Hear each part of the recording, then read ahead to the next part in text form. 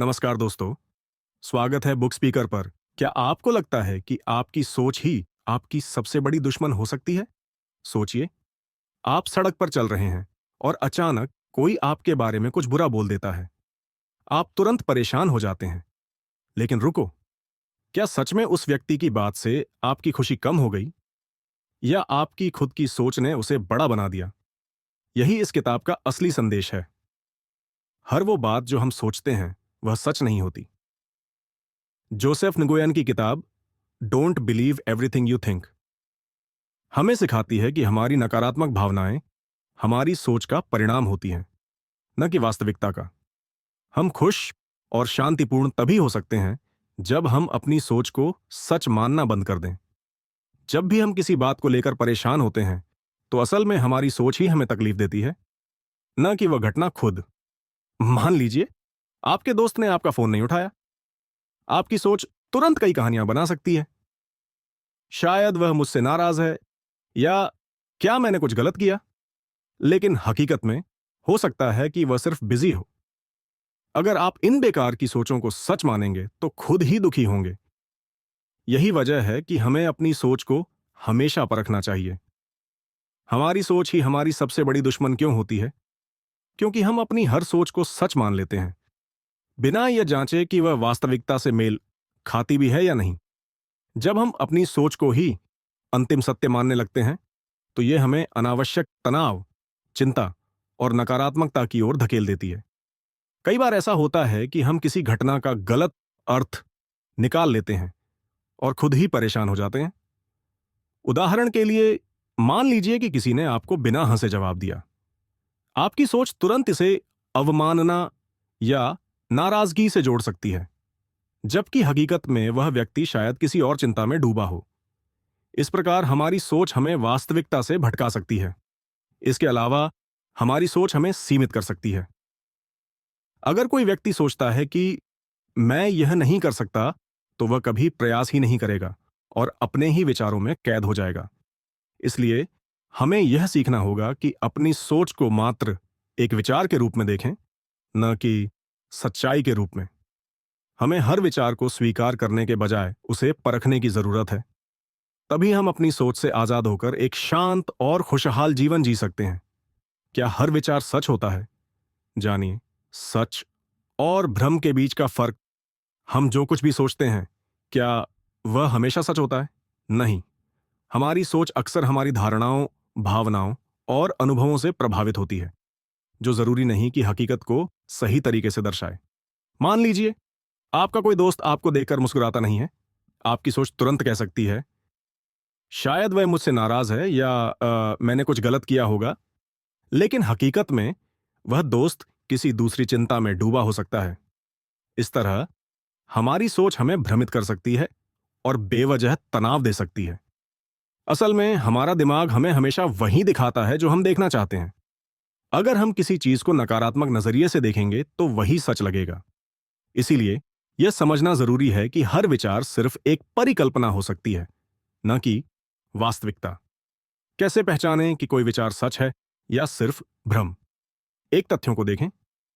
क्या आपका विचार किसी ठोस प्रमाण पर आधारित है, या सिर्फ आपकी कल्पना है? दूसरा, नजरिया अपनाएं। खुद से पूछें, क्या इस स्थिति को देखने का कोई और तरीका हो सकता है? तीन, वर्तमान में रहें। अधिकतर नकारात्मक विचार या तो अतीत से जुड़े होते हैं या भविष्य की चिंता से। वर्तमान में रहने से भ्रम से बचा जा सकता है। इसलिए हर विचार को आंख मूंद कर सच मानना सही नहीं है। सही मानसिकता अपनाकर हम खुद को अनावश्यक तनाव से बचा सकते हैं और एक खुशहाल जीवन जी सकते हैं। कैसे सोचने का तरीका आपकी खुशियों को प्रभावित करता है? हमारी खुशी इस बात पर निर्भर नहीं करती कि हमारे जीवन में क्या हो रहा है, बल्कि इस पर निर्भर करती है कि हम उन घटनाओं को किस नजरिए से देखते हैं। दो लोग एक ही परिस्थिति में बिल्कुल अलग महसूस कर सकते हैं, और इसका कारण सिर्फ उनकी सोच होती है। उदाहरण के लिए, अगर बारिश हो रही है, तो एक किसान इसे खुशी का अवसर मान सकता है, जबकि कोई अन्य व्यक्ति इसे परेशानी समझ सकता है। यही सिद्धांत हमारे पूरे जीवन पर लागू होता है। अगर हम हर स्थिति में नकारात्मकता ढूंढेंगे, तो जीवन कठिन लगेगा। लेकिन अगर हम हर परिस्थिति में सीखने और आगे बढ़ने का नजरिया रखेंगे तो जीवन आसान और खुशहाल लगेगा। अगर हम सोचें कि मेरे पास सब कुछ नहीं है, इसीलिए मैं खुश नहीं हो सकता, तो यह सोच हमें हमेशा असंतोष की ओर धकेलेगी। लेकिन अगर हम सोचें कि मेरे पास जो कुछ भी है, मैं उसके लिए आभारी हूं, तो यह संतुष्टि और आनंद देगा। इसीलिए खुशी बाहरी चीजों से नहीं, बल्कि हमारी सोचने के तरीके से आती है। इसलिए अपनी सोच को नियंत्रित करना सीखें और खुशी को अपनी जिंदगी में जगह दें। क्या आपको ऐसा लगता है कि आपका दिमाग हमेशा दौड़ता रहता है और बेवजह की चिंताओं में उलझा रहता है? अगर हां, तो आप ओवर थिंकिंग के शिकार हो सकते हैं। ओवर थिंकिंग का मतलब है किसी भी बात को जरूरत से ज्यादा सोचना और नकारात्मक परिकल्पनाएं बनाना। इससे न केवल हमारा दिमाग थक जाता है, बल्कि हमारी भावनाओं पर भी बुरा असर पड़ता है। मान लीजिए, आपने किसी को मैसेज किया और उसने तुरंत जवाब नहीं दिया। आपका दिमाग तुरंत कई कहानियां गढ़ने लगेगा। शायद वह मुझसे नाराज है, या शायद मैंने कुछ गलत कह दिया। लेकिन हो सकता है कि वह सिर्फ बिजी हो। ऐसे अनावश्यक विचार हमारे दिमाग को घेर लेते हैं और हमें तनाव देते हैं। ओवरथिंकिंग से बाहर निकलने का सबसे अच्छा तरीका है अपनी सोच को काबू में रखना और अनावश्यक विचारों को नजरअंदाज करना। नकारात्मक विचार हमारे जीवन को बुरी तरह प्रभावित कर सकते हैं। जब भी कोई बुरी घटना होती है, हमारा दिमाग उसी पर फोकस करने लगता है और हम खुद को दोषी महसूस करने लगते हैं। लेकिन क्या आप जानते हैं कि नेगेटिव थॉट्स को न्यूट्रल किया जा सकता है? मान लीजिए, आपने किसी परीक्षा में अच्छा प्रदर्शन नहीं किया। अब आप सोच सकते हैं, मैं बेकार हूं, मुझसे कुछ नहीं होगा। लेकिन यह सोच आपको और कमजोर बनाएगी। इसके बजाय अगर आप इसे इस तरह बदलें, इस बार अच्छा नहीं हुआ, लेकिन अगली बार मैं बेहतर कर सकता हूं, तो आपकी मानसिक स्थिति बेहतर होगी। हमेशा याद रखें, आपकी सोच आपकी असली ताकत है। इसे अपने खिलाफ मत होने दीजिए।